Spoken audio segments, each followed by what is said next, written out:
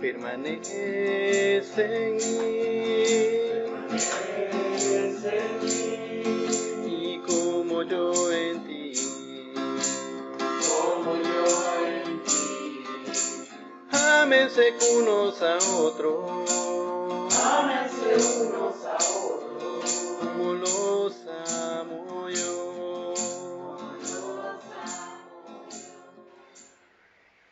Lectura del libro de los Hechos de los Apóstoles.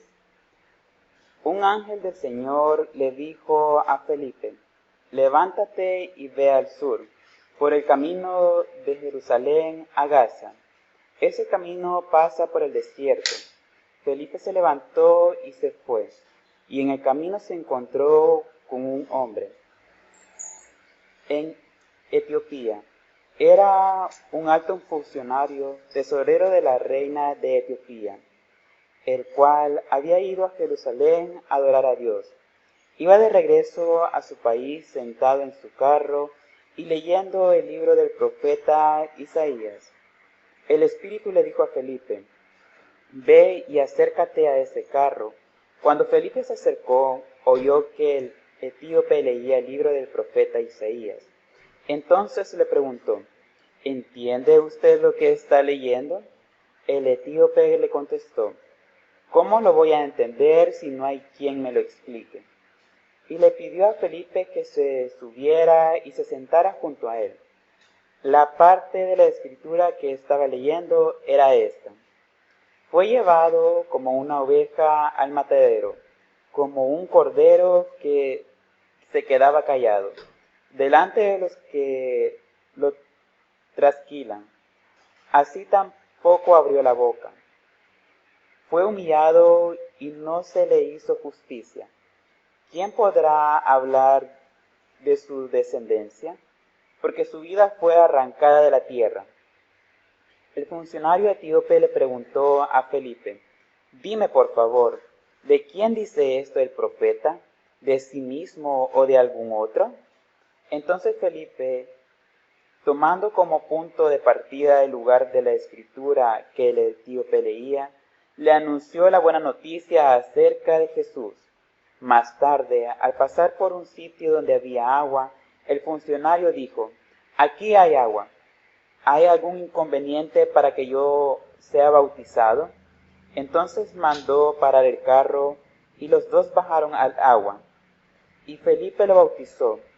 Cuando subieron del agua, el Espíritu del Señor se llevó a Felipe y el funcionario no lo volvió a ver, pero siguió su camino lleno de alegría.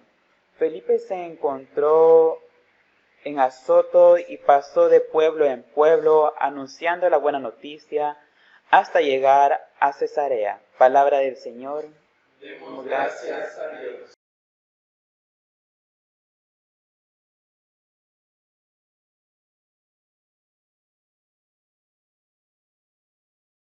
Lectura del libro de Salmos. Divinidad mía, solo a ti te alabaré, te cumpliré mis promesas. Cuando el pueblo que te honra se reúna para alabarte. Los y les pobres comerán y quedarán satisfechos, quienes te buscan. Divinidad mía, te cantarán alabanzas, dales larga vida. Divinidad mía, desde países lejanos todas las tribus y naciones. Se acordarán de ti y vendrán a adorarte. Tú eres quien reina. Y gobiernas todas las naciones. Nadie posee su vida, por eso quienes habitan este mundo Y quienes están a punto de morir. se inclinarán ante ti. Y harán fiestas en tu honor. Mis hijas te rendirán culto. Las generaciones futuras te alabarán. Y quienes nacerán después sabrán que tú haces justicia. Y que haces grandes maravillas. Gloria a la divinidad creadora, redentora y consoladora. Como era en el principio, ahora y siempre, por los siglos de los siglos. Amén.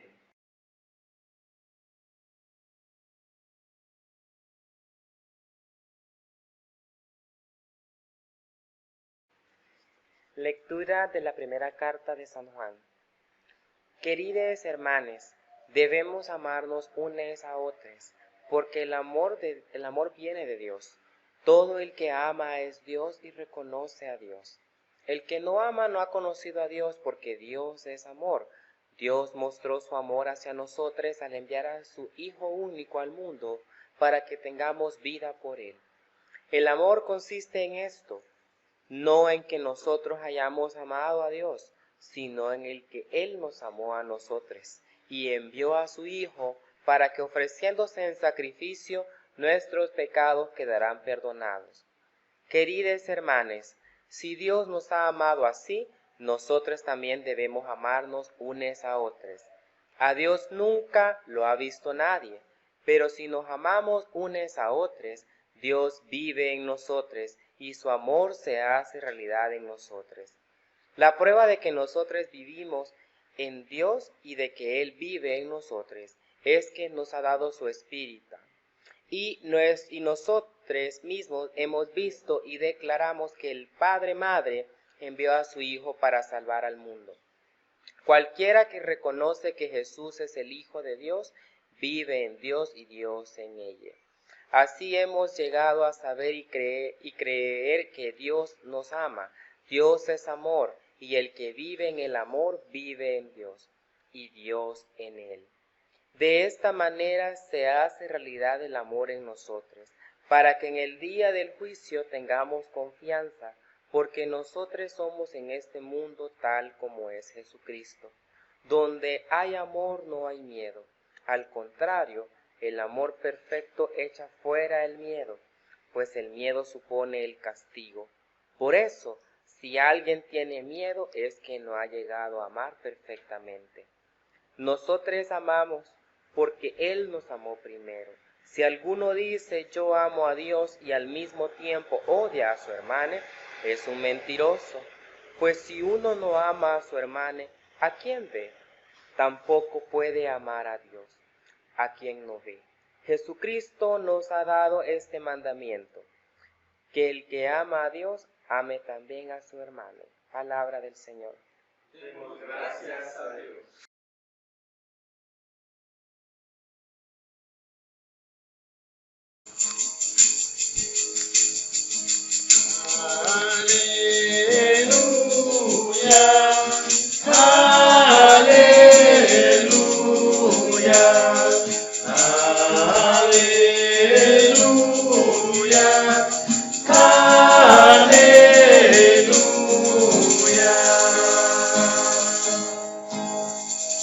Magdalitas, el Santo Evangelio de nuestro Señor Jesucristo, según San Juan. Gloria a ti, Cristo Señor. Jesús dijo a sus discípulos: yo soy la vid verdadera y mi Padre es el que la cultiva. Si una de mis ramas no da uvas, la corta, pero si da uvas, la poda y la limpia para que dé más. Ustedes ya están limpios por las palabras que les he dicho. Sigan unidos a mí, como yo sigo unido a ustedes. Una rama no puede dar uvas a sí misma si no está unida a la vid. De igual manera, ustedes no pueden dar frutos si no están unidos a mí. Yo soy la vid y ustedes son las ramas. El que permanece unido a mí y yo unido a él, da mucho fruto, pues sin mí no pueden ustedes hacer nada. El que no permanece unido a mí será echado fuera y se secará como las ramas que se recogen y se queman en el fuego. Si ustedes permanecen unidos a mí y permanecen fieles a mis enseñanzas, pidan lo que quieran y se les dará. En esto se muestra la gloria de mi Padre, en que den mucho fruto y lleguen a ser verdaderos discípulos míos. El Evangelio del Señor. Te alabamos, Cristo Señor.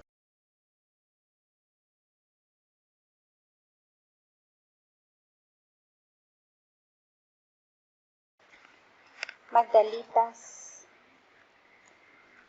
Jesús, nuestra Pascua sea con ustedes. Fíjense que he estado pensando en cuál sería el mejor título para esta prédica, porque cuando inicié a meditar en ella, lo primero que tenía en mente era una afirmación que se hace ahí sobre los pobres y la voy a decir más adelante. Pero después, al ir repasando en todas las lecturas, no he podido evitar acordarme de varios procesos que hemos tenido formativos en el Ministerio Latino, ¿verdad? Incluso de las reflexiones que muchas veces hemos hecho desde los jueves que tenemos el Oasis. Y también me recordé de uno de los sacerdotes más amados por mí, que ha sido clave en mi quehacer teológico, ¿verdad? Y este sacerdote que viene de una comunidad muy humilde de Chalatenango, fronterizo ya con San Salvador y toda la parte norte de San Salvador, que es su espacio de mayor influencia y que además es un sacerdote que ha estado toda la vida preocupado porque la falta de una memoria histórica en este país no nos permite seguir buscando a nuestras desaparecidas y a nuestros desaparecidos, tanto los del conflicto armado como los de la actualidad. Entonces la labor que hace este padre para mí ha sido clave y esencial en mi vida, en un contexto como el salvadoreño, pero una vez platicando con él me decía que la mejor forma de hacer teología era alejándome de los ismos. Entonces estaba en esa disyuntiva, ¿verdad? Que era para mí al final el meollo de las lecturas de este día, si el tema de las y les pobres o el tema de alejarnos de los ismos, que tiene que ver más con una cuestión ideológica, filosófica, porque mucho del quehacer teológico también es eso, ¿no? Es ideológico y es filosófico. Entonces, ¿cómo bajar este tema a gente más humilde, a la que toda la vida se le ha dicho que no podemos cuestionar las lecturas, porque esto es palabra de Dios, ¿verdad? O como le gusta decir a algunos hermanos, ¿verdad? Inspiración divina, y la mano del hombre nada más fue usada por la Espíritu Santa. Pero he de confesar también algo, y es que a mí no me hacen sentir nada cómoda las lecturas de este día. Me han provocado muchas náuseas, desde que me las dieron. Yo dije, qué bueno que no me las dieron antes. Soy mala para buscar las cosas de nuestro espacio central. Como saben, este es un espacio de inspiración anglicana, así es que nos regimos por el calendario litúrgico anglicano, y hay un espacio donde mi quehacer pastoral debería de estar pendiente, ¿verdad? Pero aquí le acuño a mi hermana querida esa responsabilidad y me siento maniatada cuando no encuentro nada en ese lugar. Vengo de otro contexto. Así es que lo que quiero decir al final es que no me he sentido nada cómoda. He pasado por mucha desestabilidad física, porque me lo ha provocado, he tenido ganas de vomitar. Y me ha generado también mucho revuelco psicoemocional, abriéndome heridas que sé que no están sanadas y de las cuales sigo trabajando. Y a medida que vaya avanzando sé que me van a entender mejor, porque ya lo hemos dicho acá y nuestro pastor Amade Alvarite nos lo vive diciendo constantemente.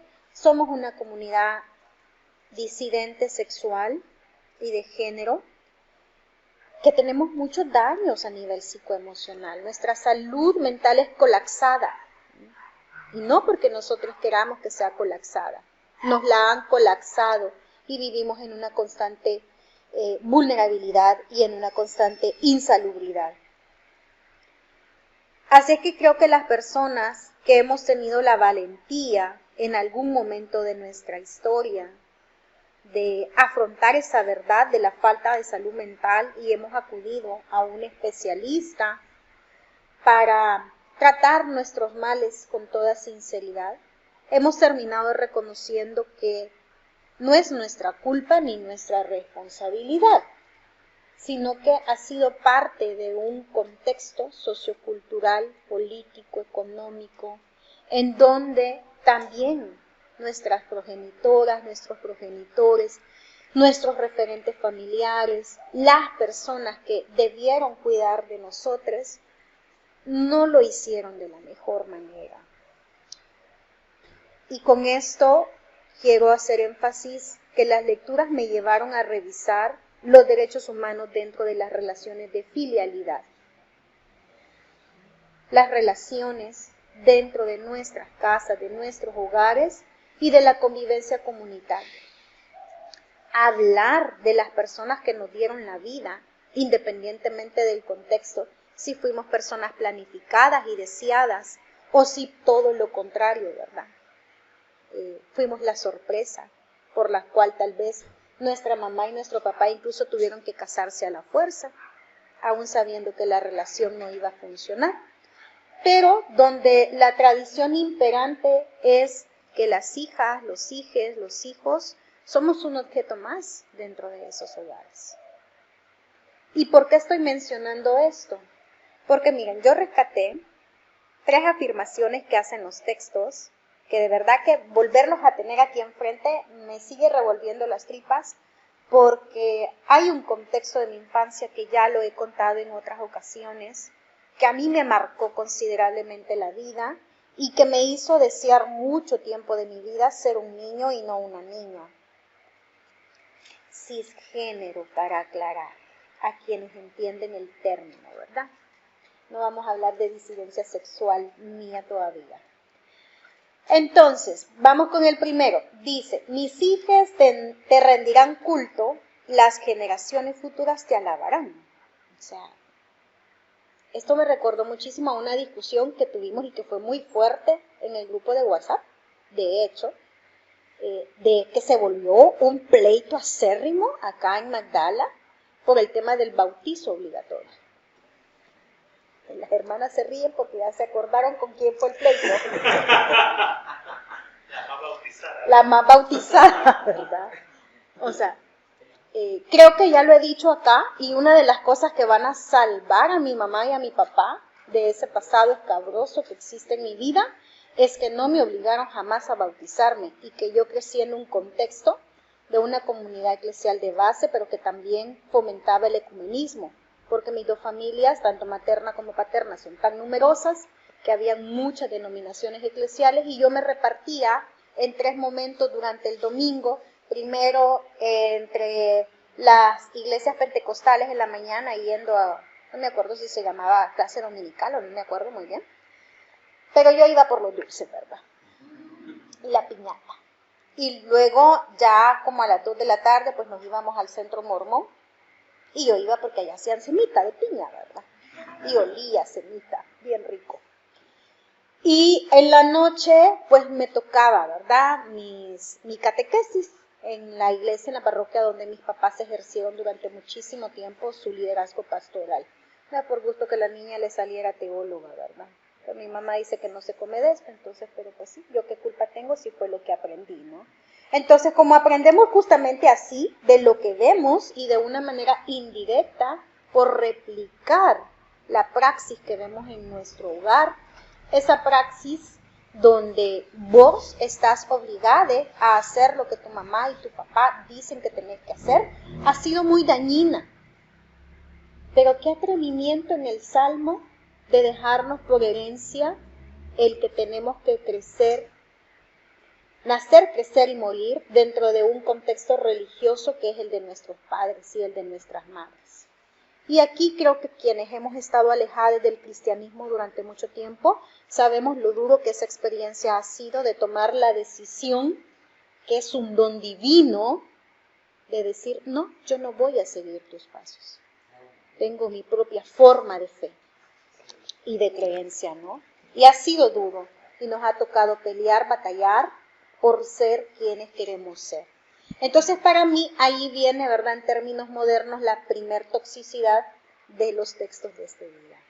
Vámonos al segundo, y es el tema del amor, y aquí sí que me terminé de revolcar más, porque hace muchísimo tiempo entendí que, y sobre todo, porque estas últimas 2 semanas ha sido Mujer Sagradamente Sana por todos lados. O sea, vean el nombrecito del libro.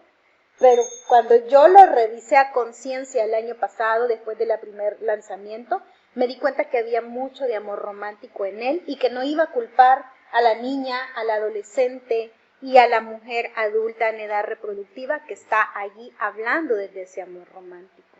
Porque tuvo que existir una Nuria Varela, ¿verdad? Tuvo que existir ella para darnos cuenta que el amor romántico es la cosa más dañina que puede haber. Y que ese amor romántico estuvo presente hoy en todos los cantos que tuvimos. Y que desde ese amor romántico, que ya lo he dicho aquí, en este mismo espacio anteriormente, desde ese amor romántico queremos amar a Dios. Pero no voy a culpar a las personas, ni nos voy a culpar a nosotros por fomentar, por vivir y hacer expandir ese amor romántico. Porque fue lo que aprendimos en ese contexto obligatorio, familiar, cultural, social y político. Porque si están pensando que el amor romántico no es una política pública, se equivocan. Ya lo decían nuestras queridas feministas de la tercera ola, que lo que es personal es político. Y creo que si las mujeres, porque esta semana celebramos el Día de la Visibilidad Lésbica, creo que si las mujeres lesbianas de la tercera ola feminista no hubiesen escrito acerca de lo dañino que era para las relaciones entre mujeres el amor romántico, el resto ni nos damos cuenta. Y como también tenemos esa cultura de invisibilizar los aportes que otros nos han dado a lo largo de la construcción de la defensa de los derechos humanos, pues tampoco reconocemos, ¿verdad? Sino hasta hace muy poco, todo el legado que estas mujeres lesbianas nos han dejado y que nos han permitido además a las teólogas que pertenecemos a la cuarta ola feminista, poder hablar con propiedad, incluso desde una narrativa completamente distinta. Así es que yo cito de la Biblia, discúlpame porque tu amor no me representa. Hoy estoy sana. No les he despedazado el muñeco, agradezcanlo. Y bueno, creo que esto me ha costado muchísimo porque también me ha hecho reflexionar desde mi maternidad, qué clase de maternidad es la que yo he ejercido. Y a repensarme esa relación de filialidad con mi hijo a partir de lo que yo decidí renunciar como relación de filialidad con un Dios heteronormado, patriarcal, androcéntrico, antropocéntrico. Y dije, ¿por qué no pude hacer eso en mi relación con mi hijo? Y yo creo que para todas las Magdalitas que vivimos en esa transición de la bisexualidad y que tenemos nuestros hijos, ¿verdad? Y aquí estoy hablando por Nancy, que vino unas cuantas veces y que tiene sus 2 hijos adolescentes, Janet, que tiene sus hijos también, ¿verdad? Y seguramente otras Magdalitas que han convivido en otro momento y que también tienen hijos, Dante, ¿verdad? Que tiene su bebecito creo que es, ¿verdad? Repensarnos realmente cómo queremos vivir la filialidad desde esta relectura bíblica que nos damos el permiso y la oportunidad porque es un don divino acá en Magdala. Pero viene el tercero, todavía no he acabado. Creo que para mí lo más fuerte es cuando en esta afirmación que hacen las escrituras, que creo que fue Lucas el que nos lo dijo, el amor consiste en esto, no en que nosotros hayamos amado a Dios, sino en que Él nos amó a nosotros, y he usado esta afirmación muchas veces en la prédica, que Dios no necesita nuestro amor, ni tampoco lo está esperando. Sin embargo, me ha dejado tambaleando y sintiendo un poco de asquito el haberlo usado muchas veces. Porque luego dice la afirmación que su mayor muestra de cómo nos amó fue enviar a su hijo. Y yo me quedé pensando en cómo se sintieron todas las madres que tuvieron que desprenderse de sus hijos durante el conflicto armado en este país y que nunca más volvieron a saber de ellos. en las madres buscadoras, en la actualidad, cuyos hijos víctimas del régimen de sección que ya lleva más de 2 años no aparecen, ni siquiera en un espacio que se supone que tiene que tener las garantías mínimas de seguridad y que deberías de saber si tus hijos están adentro de la cárcel, ¿verdad? O no. Me quedé pensando en la mamá de esta chica mexicana que no sé por qué razón logró entrar a una penitenciaría en un día que no era de visita conyugal, a ver a alguien que no tenía ninguna relación con él y apareció muerta. Y todavía no saben qué fue lo que la mató. Me quedé pensando en la mamá de Roselvira, nuestra querida amiga y conocida de la Fundación Vida Plena, que apareció semienterrada allá en el Cantón Los Lagartos, en San Julián Sonsonate, y que no pudo tener respuesta a su madre, porque no sabemos exactamente lo que pasó, a pesar de que en las noticias el discurso que maneja el ministro de Seguridad es que su compañero de vida la asesinó por dinero. Jamás he conocido a un compañero de vida que por dinero te descuartice, ¿verdad? A menos que sea un asesino serial como el de Chalchuapa. Y entonces hablemos del asesino serial de Chalchuapa. Porque si esa es la muestra de amor, todas las mamás de estas mujeres y de estas criaturas que este hombre asesinó, entregaron a sus hijas en sacrificio para salvar al mundo. ¿Para salvar al mundo de qué? ¿O a quién? Me hacen muchas preguntas y ahora entienden por qué para mí ha sido vomitable. Y además dice que nuestros pecados quedarán perdonados por dar a nuestros hijos en sacrificio. Me parece demasiado fuerte. Porque una de las cosas que yo le he dicho allá durante todos esos más de 24 meses que lleva el estado de sección, es: sos mi único hijo. No podés exponerte a que te pierda. Y entonces me pregunto si realmente ese Dios que nos describe las Escrituras habrá dicho: aquí está este maje, vean qué putas hacen con él, porque así van a quedar salvos. La sangre del Cordero de la que tanto nos han hablado, el sacrificio del Cordero del que tanto nos hablan. Quienes hemos tenido un poquito de conciencia y nos hemos sentido poco representados por una cruz donde hay un Jesús crucificado, pero que está extrañamente demasiado hermoso, con su cuerpo bien trabajado, con las piernas como que son las de la Ale, ¿verdad? No sé si la Ale tendrá el abdomen de Jesús, pero bueno. Pero por aquí hay un par que se trabaja en el abdomen también, ¿verdad? Ya vamos a ver si aplican a modelo de ese Jesús que vemos en la mayoría de las iglesias. Entonces yo me pregunto si realmente nos sentimos cómodos viendo esa imagen del crucificado sangrante, lleno de espinas, azotado, ¿verdad? Con su herida sangrante por la lanza, que ahí es donde me encantan las relecturas feministas, porque nuestra querida Teresa de Jesús y Ávila nos va a decir que esa herida representa una vulva, ¿verdad? Y todos los fluidos deliciosos que salen de una relación placentera. Creo que hay que reconfigurar el tema del amor y el tema del sacrificio. Primero porque creo que es voluntario y me dio la curiosidad y dije, ¿realmente Jesús se sintió obligado a hacer lo que hizo? ¿Realmente fue voluntario? Y yo creo que la manzana nunca cae muy lejos, porque yo creo que aquí en este país justamente hubo alguien que lo entendió.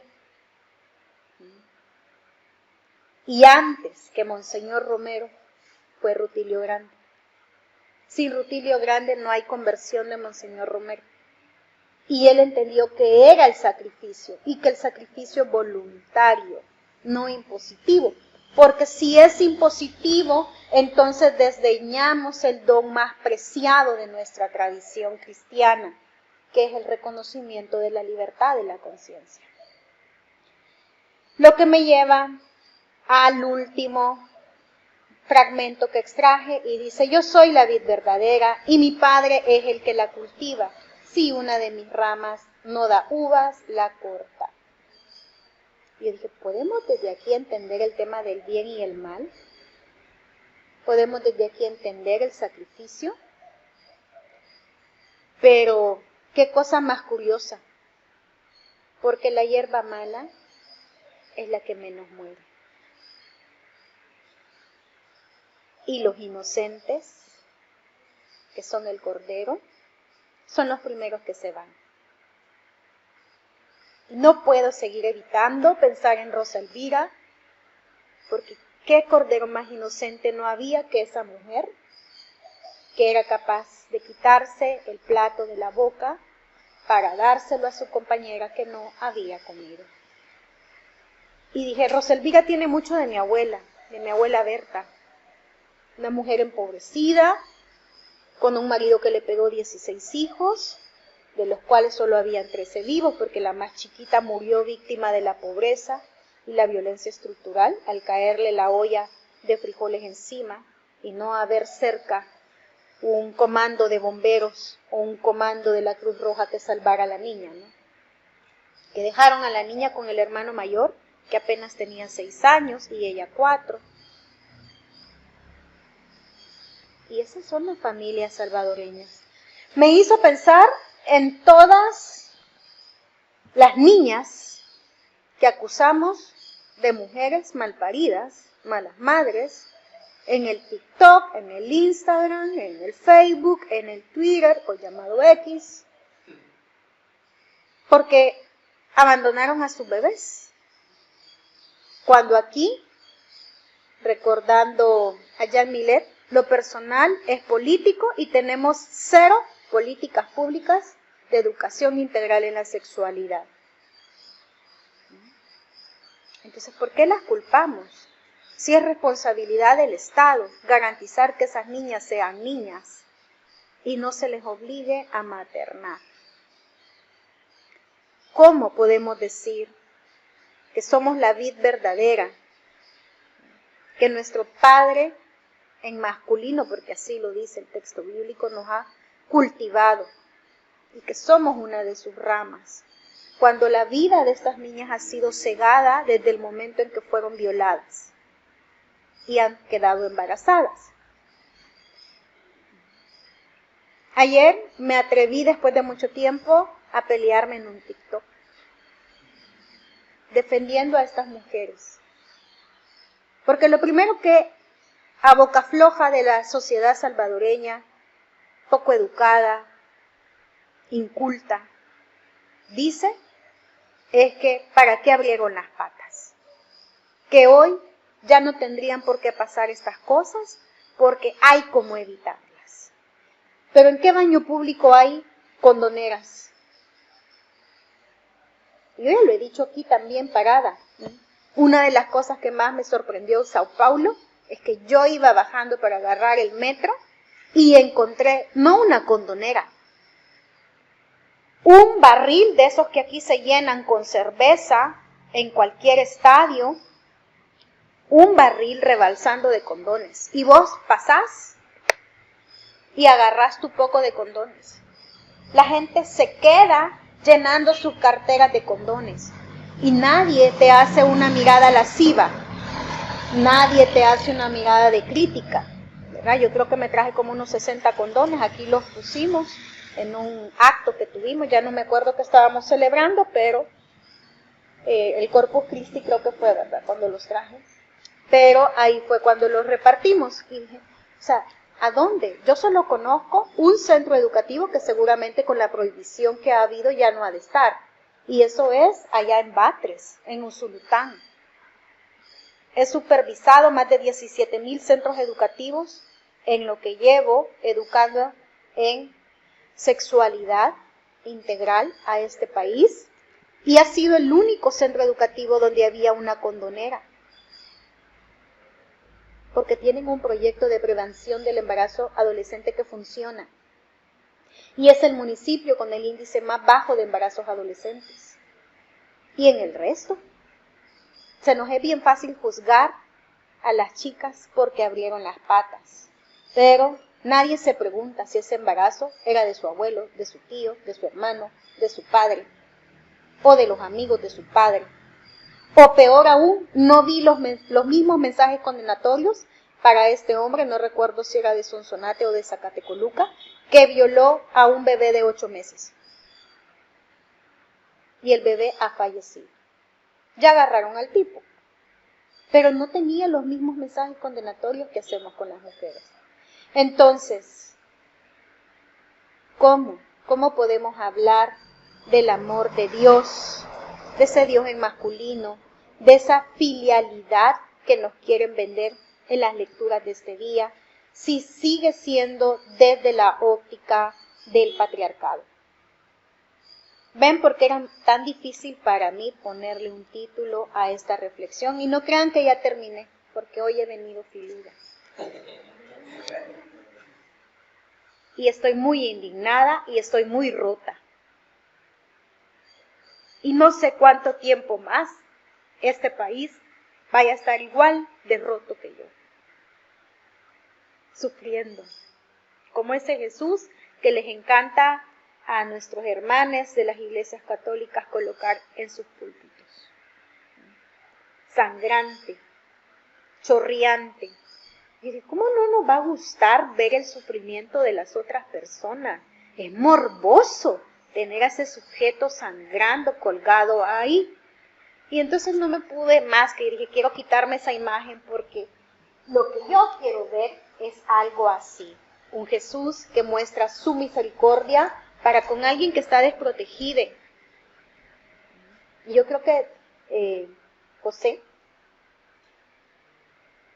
Javier, quien pintó esta estampa y que nuestra querida compañera, ¿verdad?, que está en Santana y que no puede vivir en libertad su lesbianismo, nos lo arregló. Y yo digo, ¿cómo le habrá hecho para haber escondido el cuadro en su casa? Y que su mamá, su papá, que han sido tan duros con ella, no se dieran cuenta de lo que estaba pintando.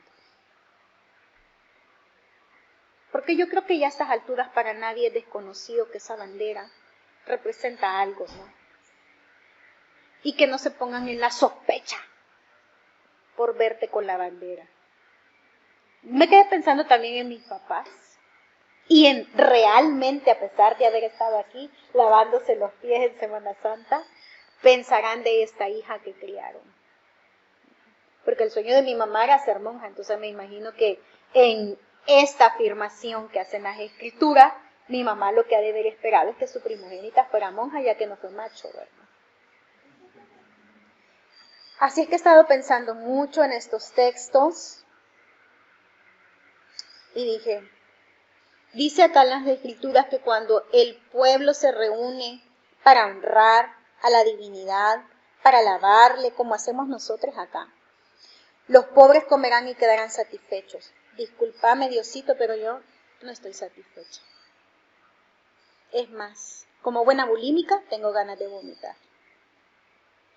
Así es que esta afirmación, yo creo que la hemos escuchado de otra manera, porque al interpretarla, todos estos narcoevangelistas, comerciantes de la palabra, no les voy a decir el nombre que casi siempre les dicen, ¿verdad? Porque es otro pueblo sangrante y sufriente. Y me cae mal cada vez que la gente dice esa palabra. Cuando una persona va en la contra del cristianismo, le dice, ¡oh! Si no saben, después se las digo. Me hizo acordarme de la teología de la prosperidad que trajeron los televangelistas estadounidenses y lo mucho que he profilado en El Salvador y lo dañino que es para la gente, porque esta semana que estuvimos celebrando el aniversario de bodas de mi hermana, y lo voy a decir con propiedad porque sé que nunca van a escuchar esto,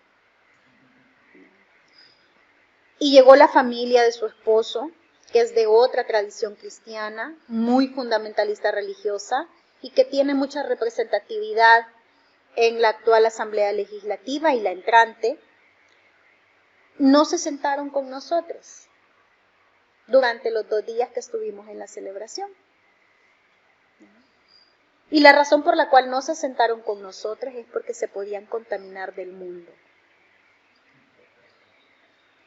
Y yo me quedé pensando en esta afirmación de yo soy la vid verdadera y de todas las veces que Jesús se permitió ser contaminado.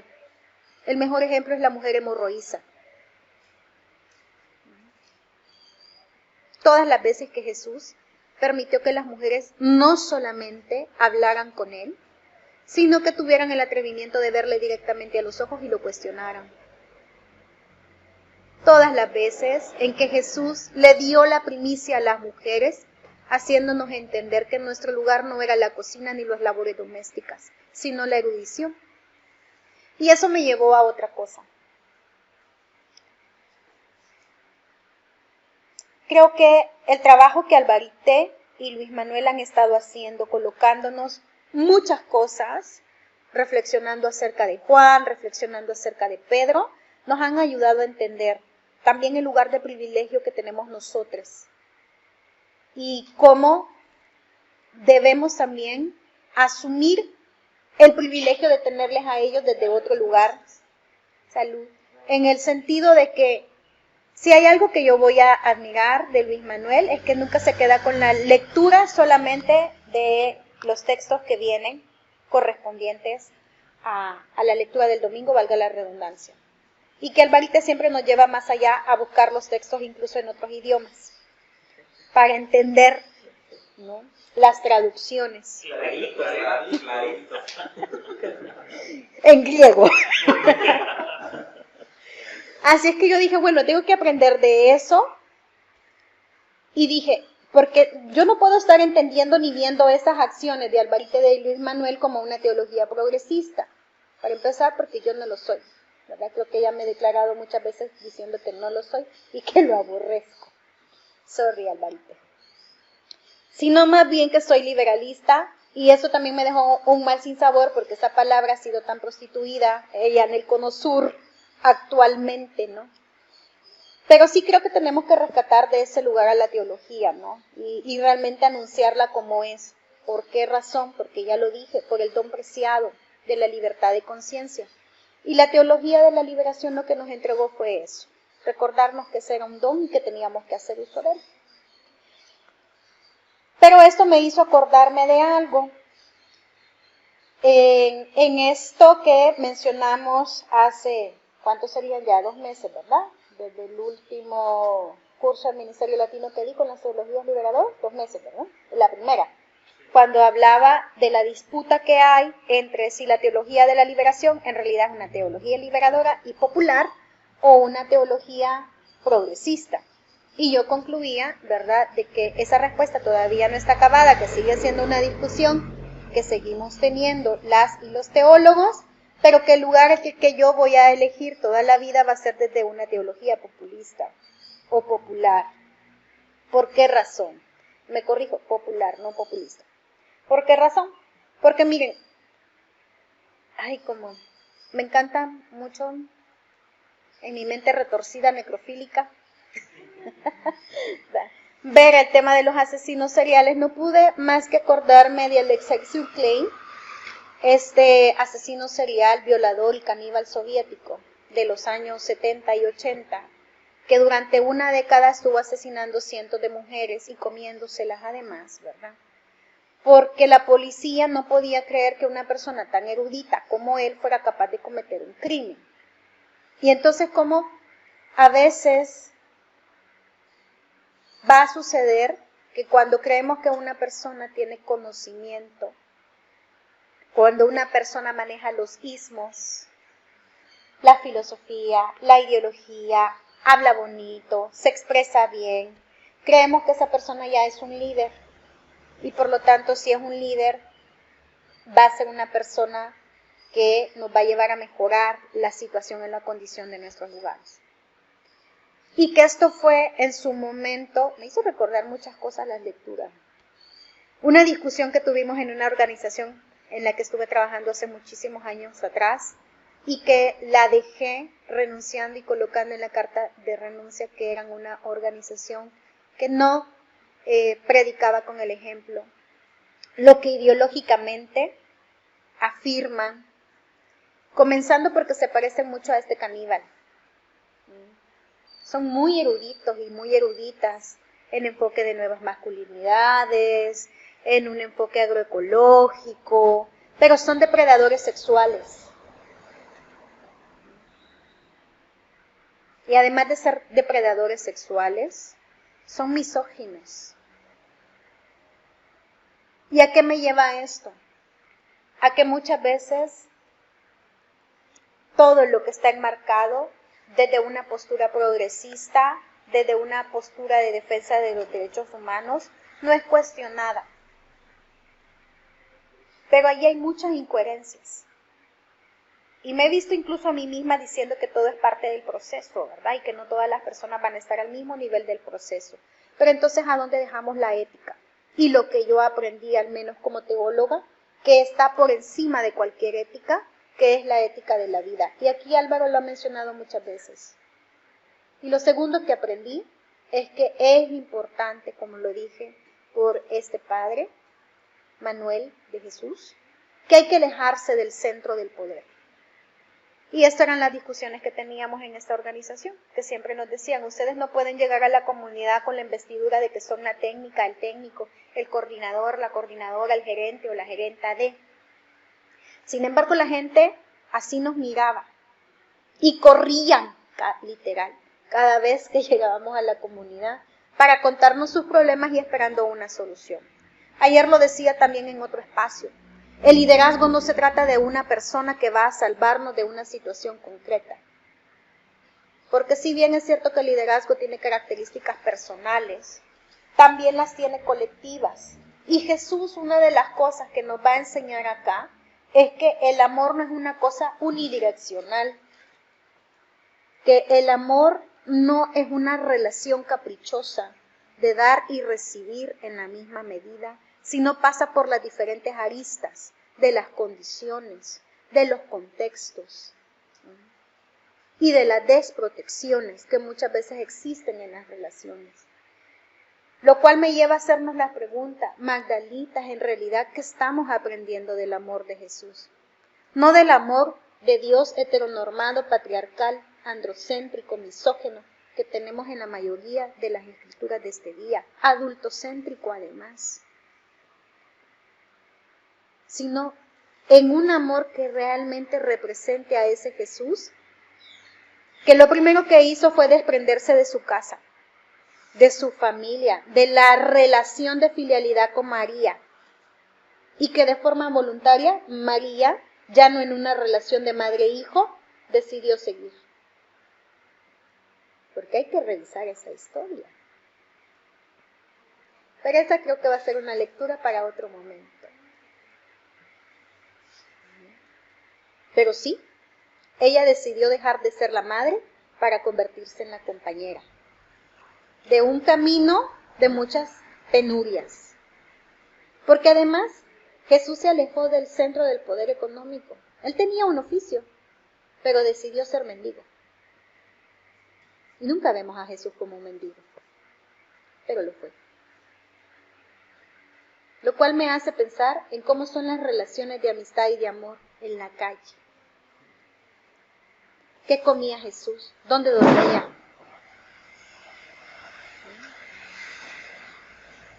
¿Le habrá pasado lo mismo que a su mamá y a su papá cuando él estaba todavía en el vientre de María, que nadie les quería dar posada? ¿Cuántas veces le habrá tocado así? Me hace pensar también en la relación de amistad con Lázaro, que creo que fue la más profunda que ha quedado reflejada en los evangelios, y con un nivel de profundidad interesante porque es la relación entre dos hombres. Y ha sido la única persona por la que vimos llorar a Jesús. Demostrar su humanidad. Y hay una parte en las escrituras de este día que nos dice que el amor vence al miedo. Y me acordé de algo que yo ya he afirmado desde acá. ¿Por qué le tenemos tanto miedo a las emociones? Cuando el amor ni siquiera es una emoción. El amor es una construcción. que tiene a la base muchas emociones, incluidas el miedo. El miedo a lo desconocido que el otro representa para mí. Un ser totalmente a mi persona por quien yo siento cosas. Yo creo que tenemos muchísimo que hablar de Jesús y el amor. Y que esta va a ser una materia no acabada aquí en Magdala.